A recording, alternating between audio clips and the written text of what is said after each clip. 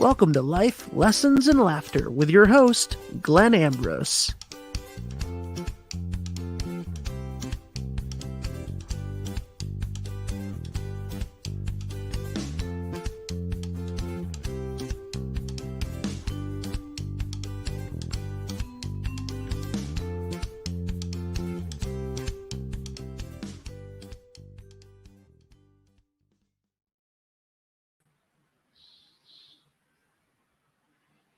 Live from New York, it's Saturday night. No, it's not. So, hello, everybody. Welcome to the show. This is weird. Ben's helping me, and I don't have all my normal controls. Bunch of stuff to look at. What do you need help with? Are you trying to see the comments? Top right, still top right. Just click the live comments instead of private chat. I see the comments. I think I was just, usually I can see how many people are listening. I can't see that.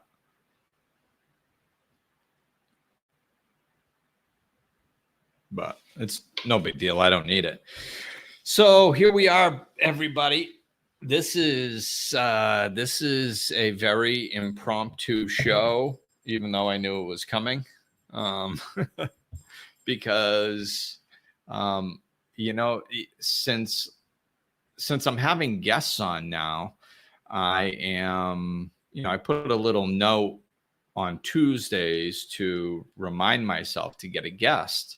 And I kept moving that notice day to day. And I wasn't motivated to ask anybody to be on this week. And oh, hey, there we go. Now we're getting some people. Sweet. I always love when you guys say hello. and Laura's practicing her Spanish. I actually know what hola means now. And Louise, thank you for joining us. So last week it was. I'm going to give you guys a little glimpse into what my last week has been like. So Monday night, I went to bed. Everything was cool. I woke up, 1, 2 o'clock in the morning. And I was like, wow, I think I'm getting a cold. And I can't remember the last time I had a cold. So Tuesday, I went and took care of some stuff and came right home and chilled. And Wednesday and Thursday, I had fairly strong cold symptoms. I mean, it's just a cold, so it really wasn't that bad, but I rested a lot and stuff and took care of myself. And Friday I was feeling quite a bit better. And Friday it started, and I started really feeling like these releasements first. A lot of releasing was happening. And Faith is over releasing now. She's shaking stuff off. So I was noticing these releasing, and I was, I could just feel stuff just letting go. And like a lot of times when I'm releasing energies, I don't know what they're from. Nor do I really care. I mean, it doesn't really matter what they're from. If there's, every once in a while, I'll ask is there a lesson I need to learn here? And if there is, I'll get some information on what the energy is about. But usually it's just a matter of releasing energy for me. I mean, a lot of the spiritual lessons that I need to learn, I've learned. So a lot of it is just releasing energy that might be stuffed down or attached to it. And really clearing my way energetically to live the truth that I'm already intellectually in. So these releasings were occurring. And then I would drop into these meditations and just get still. And it would feel like I was receiving like downloads. And again, I wasn't getting any clear information, but it just felt like I was releasing stuff and new stuff was coming in.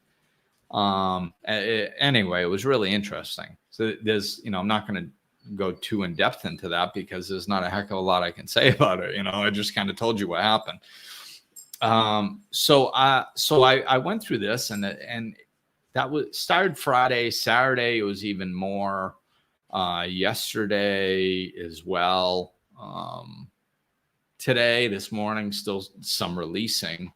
But it's been really cool. I've been really anchoring into this loving feeling, this more it's hard to describe, more of a contented, but it's more of a deeply contented feeling that I'm anchoring into, because I was feeling content before, but then this, when I tuned into it, it was still a feeling of contentment, but somehow it felt like it was anchored in deeper. So that's kind of where I am and what I've been through over these last days. And I think that that's what's been going on. So this is why I think it really wasn't a concern to find somebody to be on this podcast. And I think that the way this podcast goes, it's a perfect week to just allow it to flow. So, literally a minute before we went live, we're getting this thing set up, and Ben was like, "Oh, what's the topic of the podcast, or what's the name of it?" I'm like, "I don't know." So I came up with solutions, because I think that is where I'm going to keep trying to land in, is the solutions. So, and then I was like, okay, like, what am I going to talk about? And I kind of started thinking about some of the things that were going through my mind this last week, other than what I just mentioned that I had experienced. And some of the stuff that was going through my mind was some of the stuff that's going on in the world, of course, and I've been gaining clarity on my stance on things in a very calm way. And of course, the where we land, the calmer we get where we land, is in the solution. So the solution is where I'm going to end up, hopefully very, very quickly. But to have a solution, we have to discuss the problem to some degree. So I'm going to discuss, I might discuss multiple problems. I don't know. We're just going to see where this goes.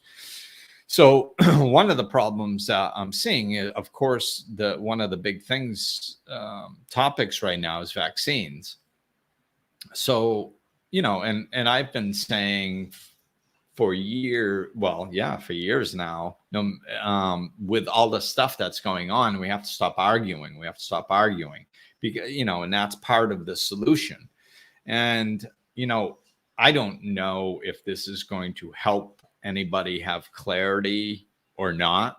The people that are, that see things differently than the way I see things, they might just, push whatever I say aside. Or I don't want to say it that way, not push what I have to say aside. They might just choose that what I'm saying is not really important to them when they're making their decisions. And this is what I think we have to understand, is that this is where we all get to choose. This is where our perspectives all come in, is there is a bunch of information out there, and we get to choose as people what information we take in and what is more important than other pieces of information. So what I'm seeing with the vaccine is that, like, as sometimes when people argue or have difficult conversations, I've actually seen a little less arguing. Maybe it's just my feed, and less arguing and a little bit more communication around this topic, which is really hopeful. And what I've been seeing is, of course, the media and the way things are fed and the way people are pushed, because the powers that be, the government, big pharmacy, stuff like that, it's obvious what they want you to do. They want you to take the vaccine, right? I mean, it's obvious. So the information that is being pushed, the way they're pushing that morally, is saying that, you will get the vaccine if you're a loving, caring person and you care about the world as a whole. And if you don't get the vaccine, then you're not a loving, caring person and you're selfish, which is not true. But that's one of the angles that they're pushing this. So what which of course becomes a moral issue, which gets people arguing, which, self-righteousness comes in, all this stuff. So I wanted to discuss that a little bit, just because I was looking at a post and somebody had done, I had done a bunch of research on the vaccine because I had heard that the vaccine wasn't working. So I was like, oh my God, the vaccine's not working. Well, now people will stop saying get the vaccine, and they didn't stop. They were like, people were like, I got the vaccine, I got sick, I can still spread it, and I'm really happy I got the vaccine. And I'm like, I don't understand what's going on. I don't know why they're saying that, so I looked into it and I studied it. So what I found was that they're saying that, yes, you can still pass it, and yes, you can still get it, but it's not that common that the vaccine actually is mostly working. So it is, even though that is happening sometimes, it's still a good idea to get it. I was like, oh, okay. And they had all bunch of stats and all this stuff. And I looked at all the stats and all this stuff to get a vague idea of what that side was saying. And I was like, oh, okay. So somebody had cited all this stuff and said, so, these are the facts. Like the vaccine is still effective, and it is the way to go, and this is why you need to get it, and if you don't, you're selfish, and blah blah blah. So they stayed their side, and I was like, so when I looked at their statement, what I realized was the difference is not, like, a lot of people think that people who are against the vaccine are uneducated, that they don't know, they didn't read the same things that the pro-vaccine people have read. So a lot of pro-vaccine people are like, no, we researched this, we read it, we found all the statistics and stuff. So it says that it works. So it obviously works. So you need to do this. And the disconnect there is that they didn't consider the source. And that is the problem that a lot of people that I know have with the vaccine. A lot of people I know that don't want the vaccine are very educated with what the government and the CDC and and big pharmacy and these organizations are saying about the vaccine. They're very clear. They're very educated about what they say. The problem is they don't believe the source. Okay, now this is where it comes. I think I don't know. To me, it felt like it was easier to come to a personal choice when you understand that, it's not about somebody being educated or not being educated, or somebody being selfish or not being selfish. What it comes down to, and from what I'm seeing, is that some people say what the government says and big pharmacy says, the people who are in charge that are promoting this vaccine, what they say is fact. And the people who are against getting vaccinated are going, no, that's not fact, because we have proof that actually are facts that the government and big pharmacy and all these people have lied to us over and over and over again. They've paid billions of dollars in fines for lying to us, for misrepresenting what their medicines do, for hiding studies that show that they're damaging, for everything that we're fearful of. They've already done it, and they've been found guilty, and they've paid billions of dollars of fines for it. So this isn't like, I just don't feel like listening to science. No, it's these organizations, the government, and the people who are making this vaccine and making trillions of dollars off of it have lied to us for less. They have lied to us to make less money. They have lied to us to gain less control and power over us. They have done it multiple times over and over and over and over. And like, this is something that I believe it was Maya Angelou taught. When somebody shows you who they are, believe them. The government has shown us over and over and over and over and over again that they don't care about our well-being, and that they will lie to us and hurt its own citizens in order to get more money, get more power, etc. They've done this. They've shown it. They've proven themselves to do that time and time again. And so have these companies that are putting out the facts. So it's just a matter, people who don't want the vaccine have found this stuff out. And it's like, well, I've been seeing like, oh, well, we got measles and polio vaccine years ago. Yes. And there was problems with some of that stuff. And we didn't have the information age that we do now. And these companies and the government hadn't done to us what they've done to us by now. So times have changed. We're learning from history. We're learning from this.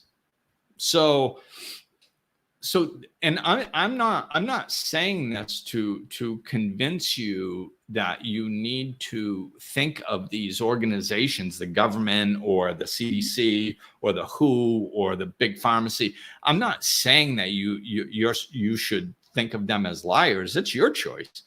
I mean, you can think of them as whatever you want. If you think that they provide truth, then fine. Believe that they provide truth. But I'm hoping that this is going to clarify a little bit and maybe, come to a middle ground because I believe the solution is us not arguing. That's why this is called solution, because I don't want to argue with people. Well, and I know we will. But I want to minimize the arguing. So I want us to meet. I want us to go, oh, okay, so it's not a matter of them being selfish. It's not a matter of them being uneducated. It's just a matter that they have chosen to believe the actual evidence that is out there that says that these organizations, these institutions can't be trusted. They've decided that they should believe that evidence that is out there. And then other people have decided to not believe that evidence, which is their right, which is fine. But that's what it's about. So if you don't want to pay attention to to history and to the ways that the government and these organizations have been shown to be dishonest, if you don't want to pay attention to that and you want to believe that they are telling you the truth, then by all means believe that they are telling the truth, and that's fine. But it's not a lack of intelligence or some mean selfishness they just believe that the people who are in charge of this are not to be trusted, and they have really good reason. Like really good reason to believe that, because there's mountains of evidence against it. And if you don't know about this evidence, research it. I mean, the people that want you to get a vaccination are all, it's science, it's fact. Okay, then you should be the ones that can study, right? You should be the ones that can research this stuff. So research it. Has the government lied? I mean, start back, just go back as far as like Vietnam. Start there and work your way forward. It's countless. You'll get the point probably studying 2 years of history starting in the 60s. I mean, and it's current all the way through. So, and study research these companies and that are research Pfizer and how many billions of dollars it's been fined for giving misinformation. Do the research, and make your own conclusion. Again, I know it sounds like I'm just saying my viewpoint. And I don't care. I don't care what your viewpoint is. And it's not because I don't care about you. It's because I understand that we are not all meant to agree. This is an illusion. We are not. If let me put it this way. If your solution to anything, COVID, racism, sexism, poverty, if your solution is based on everybody on the planet agreeing, you're going to have to start from scratch, because it's a crappy solution, because it's never going to happen. It's never going to happen. People are not all going to agree. We're not supposed to agree. We are individuals for a reason. So understand, it's okay to be an individual. You're supposed to be an individual. We're supposed to take different bits of information and say, oh, this is more important than this piece of information, or this is more important than this information. And we're supposed to put our puzzles together and look at things differently. This is why we are an asset when we come together. If we all looked at things the same way, we would be useless to each other. Half the people on the planet could just die tomorrow, because there'd be no purpose of them being on the planet. 90% of the people could die tomorrow because there's no purpose. Like, the purpose of having so many people on the planet, the purpose of us wanting to connect with others, that innate desire for connection, is because we are capable of doing more things, together than we are separate. Why? Well, because our brains work differently. So we can come at something from this perspective and this perspective and this perspective and find the best one, and then do something that works for some of them. Not all of them. Some people are going to be over here going, I don't like the conclusion you guys came to. Well, that's okay. It's all right. You know, we have to make room for comparing narratives. That's a line that I heard Eckhart Tolle say probably 15 years ago about, and I believe he was quoting some journalists about the Middle East, and he used it as an example. And this journalist about the Middle East said that all the turmoil and the fighting in the Middle East for the last 200 years can be boiled down to one thing: the inability to make room for a comparing narrative. The inability to make room for a comparing narrative. We cannot, this is what causes conflict, when we are unable to make space, to make room for somebody that thinks other ways, to make room for comparing narratives and live amongst each other. You know, this is one of the beauties that I'm getting living up here in the mountains of the DR, because I'm living in a little spiritual community. And I have to learn how to make room for comparing narratives. And it's expanding me, and I love it. This is, you know, I know that there's a fair amount of people that listen to me that have their spiritual foundation in recovery. And it's like, I heard this many years ago when I was first starting out in recovery. I was learning a lot about the program, about the principles, and everything about the program. And they said that when they formed AA, they set a rule, and I don't know if I'm going to get this 100% correct, but you'll get the point. They set a rule where, like, they had to have like a 75% agreement to change anything in the big book. And the big book is the foundation of the program. So they had to have like a 75% agreement to change anything in it. And the reason they did that was because they knew that they were never going to get 75% of anybody to agree on changing anything, let alone alcoholics. So they're like, there's no way you're going to get 75% of the people to agree to change anything. So it'll stay the same. And to this day, it has. The first, 164 pages that lays out the program, not the stories in the back, but the first 164 that lays out the program of AA has never been changed. They added a couple appendices at the end, to expand on a couple things, but only like 2 of them or something, I think. So they haven't changed it. And AA is actually a really good example. You want to study a society, study AA. There's been many studies done on it. And the reason is because somehow it has been going since 1939 with the least possible organization. There is no money to be made in AA, and there is no power to be gained in AA. You can't gain it. There's no structure in order for somebody to come out with power. There's no structure for anybody to come out making money. That's why that it's an anomaly that this is why it's studied, is because it's an anomaly where it's a society that has lasted so long with literally millions and millions and millions of members globally, and it hasn't imploded yet. And it has very little organization. Why? Because there's no power and there's no money to be had. So there's no fighting. There's no ego. There's no greed. I mean, of course there is, but I mean, it doesn't, you can't win anything. It can't get anywhere. Nobody can win an argument and then be more powerful than somebody else. Nobody can lobby for something, get it, and then all of a sudden be rich. Like you can't, there is no structure like that.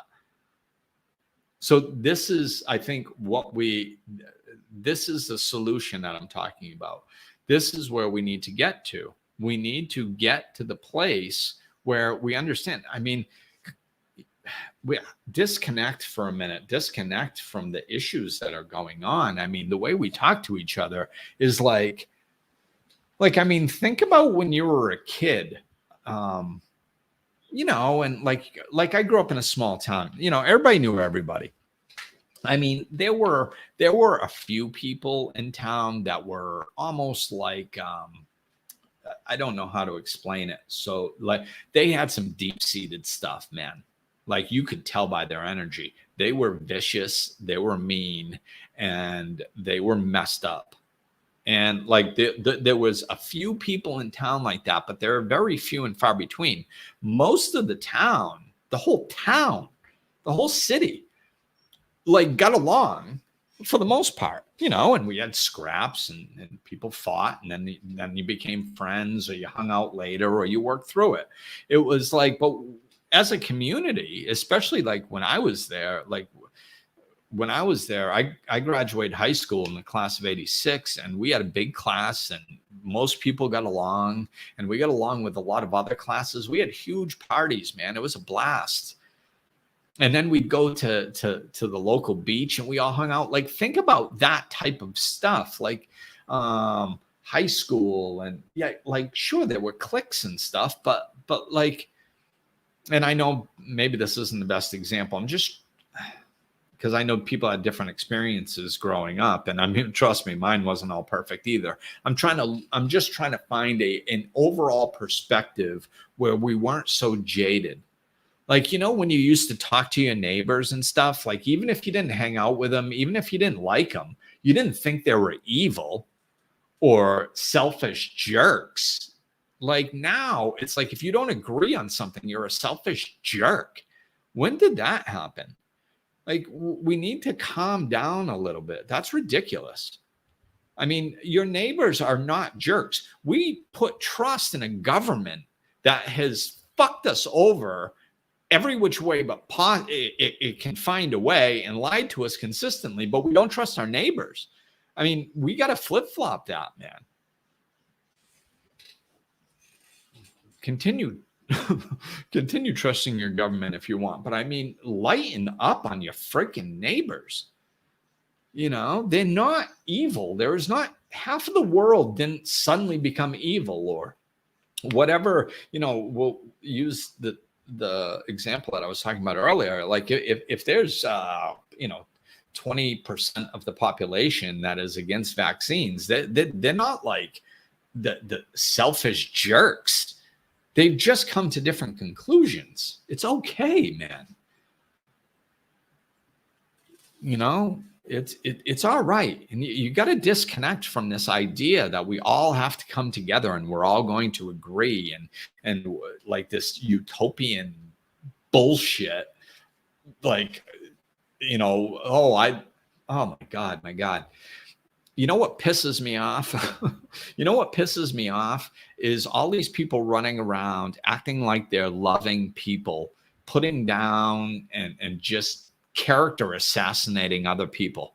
Going, why can't we just love one another? I'm a loving person. I'll get the vaccine. I'll save the world. And you're fucking Satan. Like, what is wrong with you? Like, that's love to you? That's love? That's not love. Don't preach love when you act in hate. Don't preach love when you talk in hate. Don't do it, because that's hypocritical bullshit. If you want to be love, be love. You know what love is it's unconditional. That's what anybody can love conditionally. You do what I say, I'll love you. That's not love. Unconditional love is the foundation. This is why it's the solution, is because it's a foundational principle in which our reality was formed. Every religion, every spiritual belief system has some sort of explanation of what we call free will. Okay, we're given free will as humanity to make our own choices. Why? Why were we given free will? Why is God sitting up there letting all these people argue and fight and kill each other, and addicts and alcoholics running all over the place, dying, destroying families, sexual predators all over why is God sitting on his ass not doing anything? You want to know why? Because as soon as he does, he breaks the foundational impulse, the foundational law that this world was created in. And that is unconditional love. We are loved unconditionally. We are accepted unconditionally by God. So what that means is that as soon as God comes in and says, oh, these humans don't really have a big perspective. They're making bad choices. They're hurting one another. I'm going to come in here and I'm going to make things better. And it takes little Glenn. Wait a minute. Where's little Glenn? And it takes little bobblehead Glenn, right? And it goes, Glenn's being a meathead. He would do better if he was doing other stuff. So I'm going to take little Glenn and I'm going to move him over here where he does different things. Like he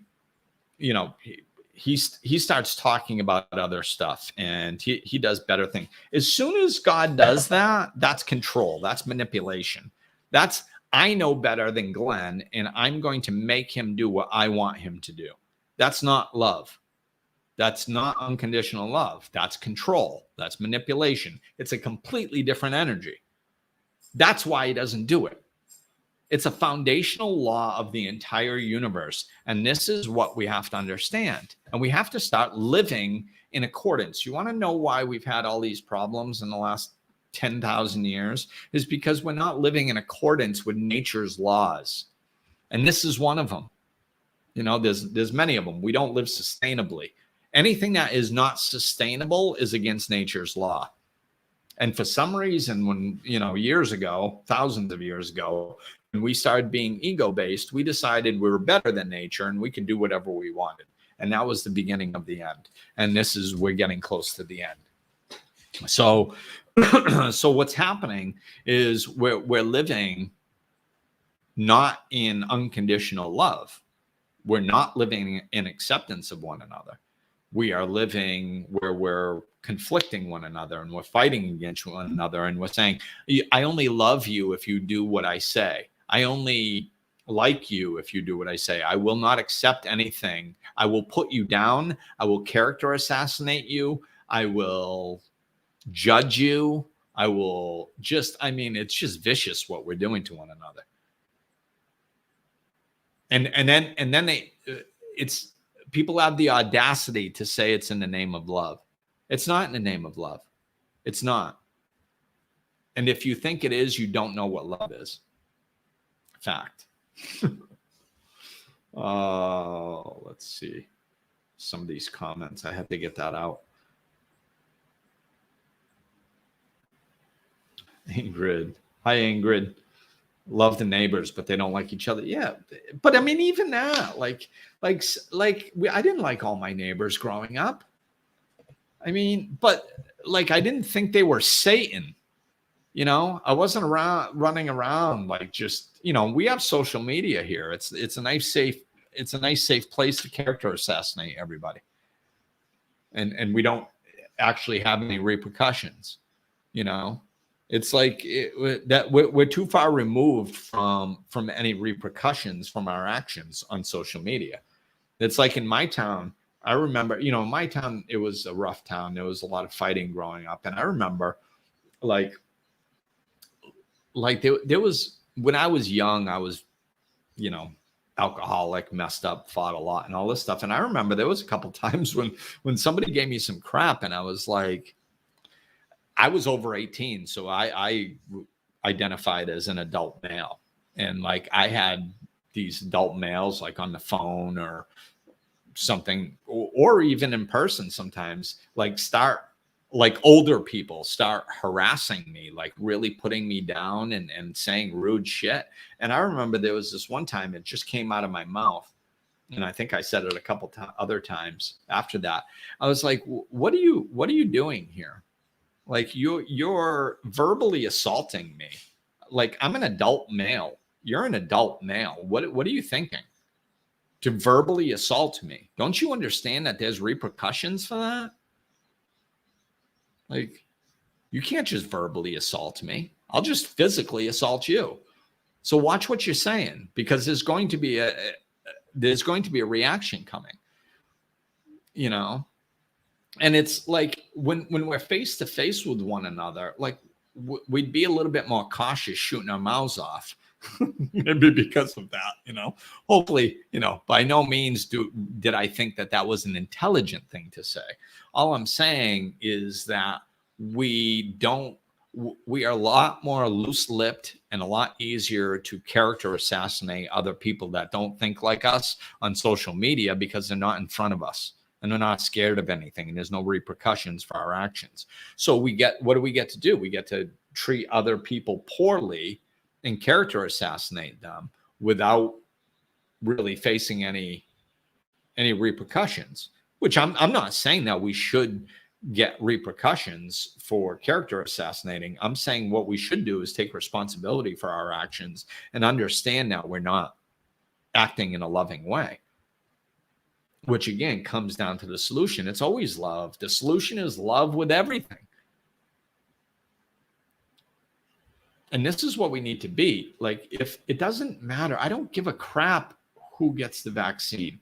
I don't give a crap who doesn't get the vaccine. I don't care who thinks they should listen to the government. I don't care who doesn't think they should listen to the government. Of course, I have my opinions. I have a right to my opinions. I have a brain. I'm a human being. I can't have my own opinions? Yes, I can. And I can stand in them and I can live by them, and I will. But that doesn't mean I have to act unloving to people. It doesn't mean I have to attack them. It doesn't mean that I have to take a stance and say my side's right and your side's wrong. No, there is no right or wrong. There's whatever you feel like going with. If you want to go with a particular avenue of information, then go with it. If I want to go with a different one, then I'll go with it. But it's just our freedom of choice as human beings. And nobody has the right to tell us how we're supposed to think or what we need to do. So we have to get back to respecting one another. That's all. It's just loving one another. It doesn't matter what the topic is.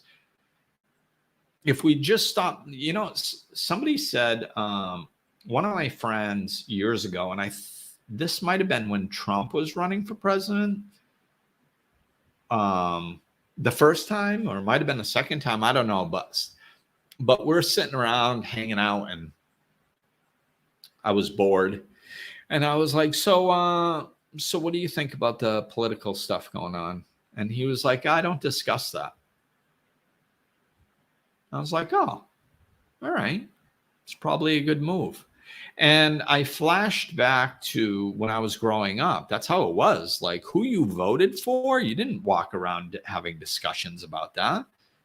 You didn't talk about that. That was the whole point of having them privacy freaking screens in the voting booth and stuff. Like it was supposed to be private, and it was supposed to be your business, and you're supposed to vote your conscience, and you weren't supposed to discuss it with other people. Nobody did. You know, it wasn't, well, I shouldn't say nobody. A lot of people didn't. And if you asked people, they're like, what? You know, why are you prying into my business? It's my business. And I think we need to get back to that. You know, it's nobody's business who you vote for. It's nobody's business whether you get a vaccine or whether you don't get a vaccine. You don't have to put it on social media saying, I'm for vaccines. I'm against vaccines. I don't give a shit. I don't care. Are you loving? I care about that. Can you treat me with respect? Can we have conversations? Can we get along regardless of what we think about a particular topic? Those are the people that I want in my life. People come into my life and they're like, you have to think the way I think or else I'm not going to hang out with you. Fuck you. There's the door. How's that for a start? Like, I'm not interested in hanging out with you. Not interested in having a conversation with you. Let's just, get back to that place where we respect each other as human beings, and we mind our own business to some degree. I mean, we don't have to change everybody. What we have to do is we have to be loving to one another. That's what's going to get us out of this. I mean, Jesus, pick your poison here. I mean, a pandemic is one thing. Then we've got the political stuff aside from the pandemic, and we've got the Afghanistan. It's like, I mean, like when I scroll through the feeds on social media, it's so obvious to me because it's like, Biden moron for doing this. Trump got us into this in the first place. No, Obama started it. No, George W. Bush did. Like, it doesn't matter, man. Like, you can, whatever you want to believe, you can find evidence to back it. And anybody that says it's Biden's fault, they go, "Wow, what the hell? That doesn't make any sense. It was going on before he got there. Now they're blaming it on him. That doesn't make sense." Well, no, it doesn't make sense to you because you're trying not to blame it on him. If they're trying to blame it on him, of course it's going to make sense. This is what we need to understand. Whatever you look for, you will find. This is what our brain does. This is why, like, I did a podcast on changing, I forgot the name of it, but it's something like changing your goals, or change your goals, change your life or something, because this is how your brain works.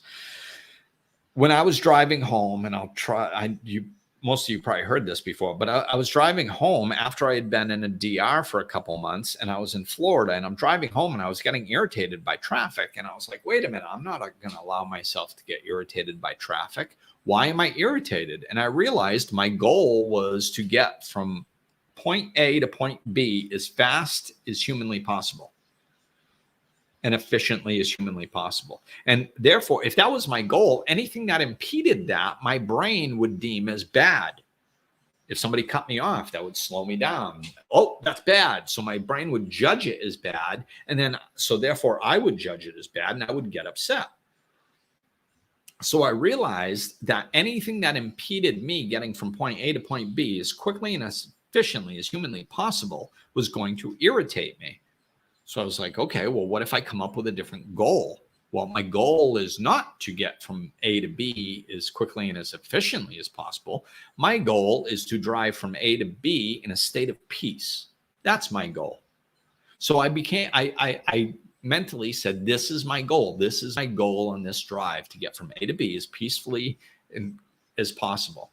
And I started driving, and I noticed that things were happening to me, like getting cut off and stuff, and traffic backing up, and all this stuff was happening, and I wasn't getting irritated. What my brain was doing was it was looking for what I told it to look for, and that was peace. So instead of it deeming it as a negative thing, I got cut off, and it was like my brain was like, hey, yeah, you got cut off, but hey, it's no big deal. You saw it in time. You were able to hit the brakes, so you didn't get into an accident. That's a good thing. And it's backing up. Well, yeah, but look, there's another lane that's a little bit more open. You can get into there. So why don't you go down that lane for a bit? Like, it was always looking to keep me at peace, because that's what my goal was. So that's what my brain looked for. This is how our brain works in everything. So this is why when you're out there and you're looking for a reason to blame Biden, you're going to find it. If you're looking for a reason to blame Trump, you'll find it. If you're looking for a reason to blame history or Democrats or Republicans, or no matter what you're looking for, you are going to find evidence to back it. Why? Because that's what you're looking for. And that's what your brain looks for, and that's what it finds. So we have to start understanding that don't take it as like fact. Every time we come across a fact that backs up what we want to see, we think that we proved it. Oh, well, it's right there. I've got the evidence right here.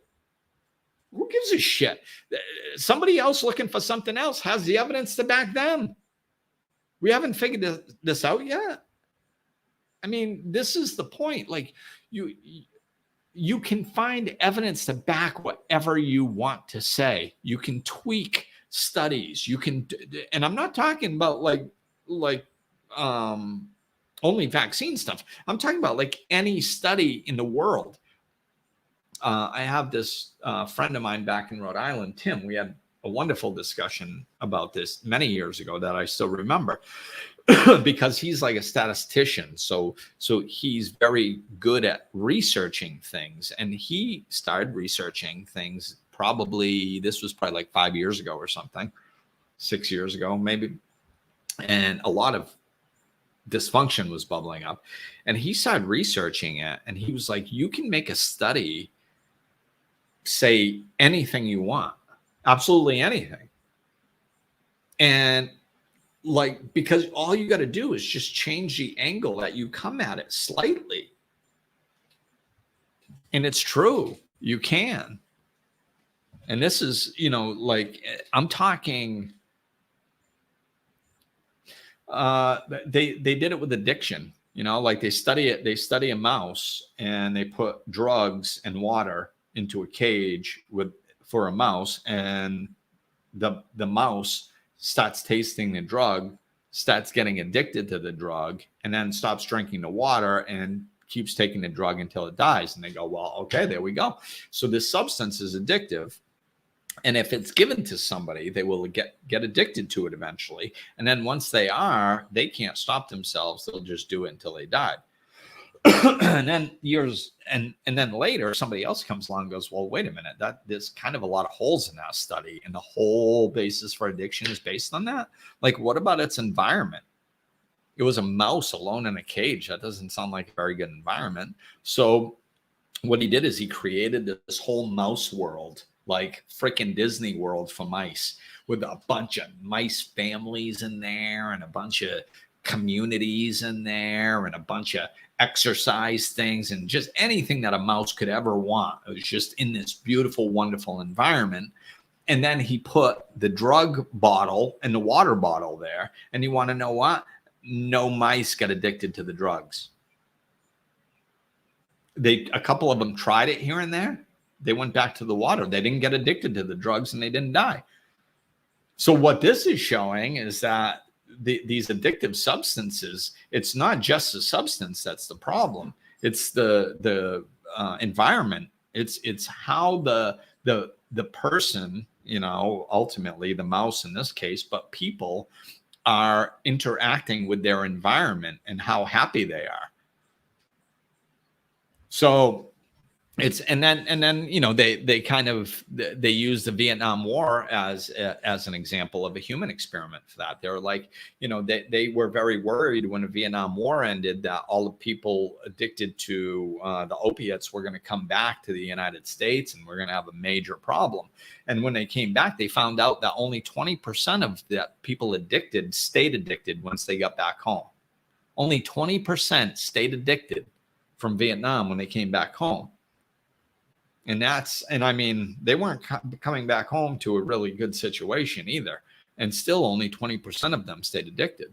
So it's environment, and whether you're happy in your life plays a big part in that. And this is one example of how studies, and it's endless. That's just a little example. There are studies that we think are like really blind studies that, oh, well, they took out all that stuff and they don't do that. Well, most of those studies you can change too. Like Google anything that you think is like dead on, that says like it's definitely this way, we've proven it scientifically. And then like Google it where you're looking at it from the perspective that you want to see, and then Google it from a different perspective, saying that it isn't true. And you'll find in most situations, you're going to find sometimes the same study pointing to different things. It's amazing. So we are not, we have to let go of this idea that we're sitting there holding on to all the facts, making these intelligent decisions, and all these other people are idiots. No, it's different perspectives. That's all. And whatever we're looking for, we're going to find. And hey, I just saw Dr. Manhattan Domi pop on, and I know who you are, my friend over here in the DR. I love the name. You're gonna have to explain that to me one time. But so I mean, the solution is we have to understand that we are not in sole possession of the truth. It's just a perspective, and we're going to be fine no matter what.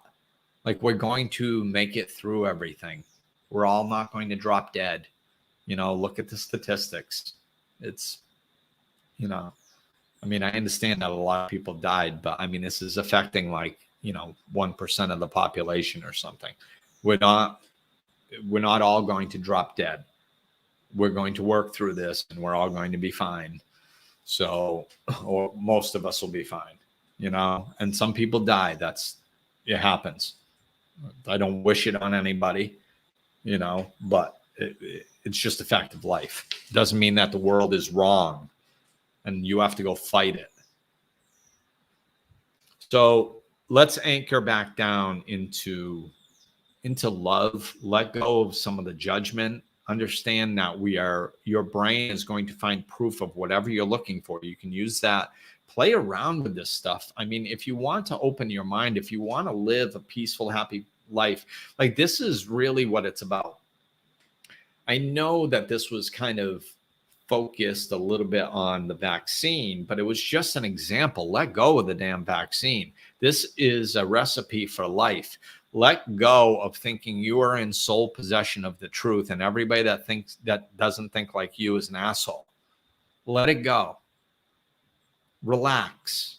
Focus on you and your life and what you want to do. If we stop worrying about, this was how I was like this when I was freaking 16 years old. My mother used to call me the world police. Glenn, why do you stick your nose in everything?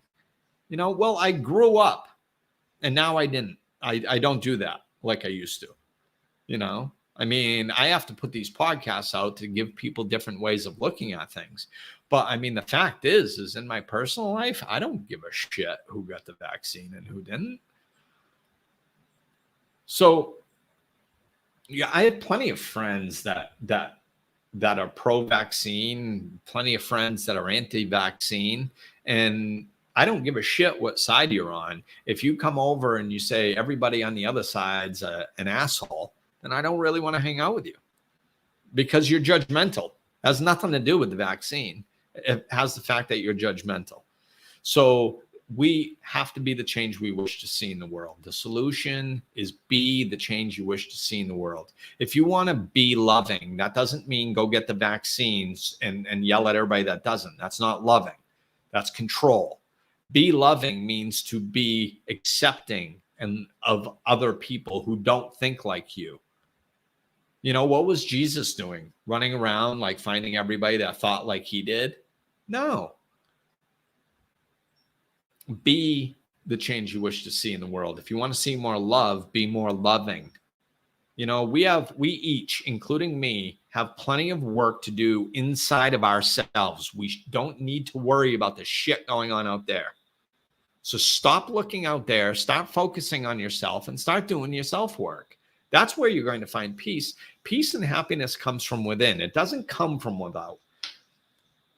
The model for people to be peaceful and happy, look around, study it, research that. Study people like the Dalai Lama, who is a very happy person that's been dealing with being kicked out of Tibet for most of his life for atrocities happening to his people.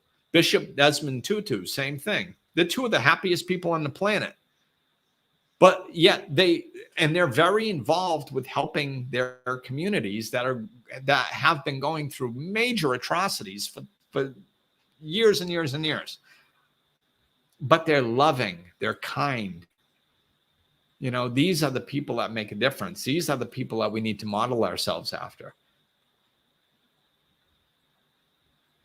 So be the change you wish to see. Stop, you know, there's a saying in recovery, when you point the finger at somebody else, you got 3 more pointing right back at you. Right? So it's 3 times more important to be working on yourself than it is to be focused on somebody else. So turn it around, stop focusing on you. That's where you're going to find peace. That's where you're going to find happiness. It comes from within. The model for peace is not when everybody in the world does what I want them to do, then I'll be happy. I mean, I know it sounds ridiculous when I say it like that, but if you look at the way many people are living their lives, that's their model for happiness. If they're not happy, it's everybody else's fault. Well, this is wrong. How can I be happy when that's wrong? How can I be happy when that's wrong? That has nothing to do with your happiness. Your happiness comes from within. Start working on that. It's amazing how much peace, love, and happiness that you're going to be able to find when you turn it inside, and how much better you'll get along with other people, and how much society will start coming together. And if we ever love each other enough where we actually treat each other with love, if there were a common solution like a vaccine that would actually work for everybody, if that were the case, everybody would freaking get it. Because they would trust one another, because there would be love for one another. There isn't love for one another. We have to start there, because this freaking COVID is not the only problem on the planet. We're killing ourselves as a species because we don't love one another. You know, so we need to start loving one another. Start there. Start loving yourself first, and then watch that bubble out and give from the overflow. You know, that is really it. And you're going to save your life if you do that. You're going to find peace, love, and happiness in your world. And that's all you should be concerned about. And it'll start bubbling over to the people, your friends and your family, and they'll start loving. And then we'll be in a loving community, and we can all get along, and we can solve these problems. There's solutions to all this shit. You know, it's a freaking joke. Research that too. You know, I've done a lot of research, man. There's solutions to poverty. There's solutions to all this stuff. There's solutions to every problem that you can name. There is solutions. The problem is not that we don't have the solution. It's that we can't come together as a community and implement these solutions. That's why. So we need to start focusing on coming together as a community. Then we can implement these solutions. So that's it. And I saw you, Liz. Doing your best. Yeah, we all are. Hey, yeah, and we're not going to do it perfectly. You know, I mean, look at me. I get all razzed up when I say stuff, and I don't phrase things in a loving way all the time. You know, it happens. It's just, but we need to start trying. We need to start doing our best, and that's what we're not doing. We're too busy pointing a finger externally, blaming everybody else in the world and circumstances for our unhappiness. And we have to stop that.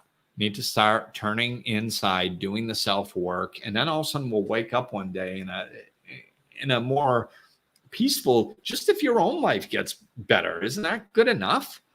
Like, that's reward enough. So just do it for that. But I mean, spider webs and mushrooms and bubbles out, and it affects everybody around you and makes the world a better place. That's how we're going to change stuff. So that's it.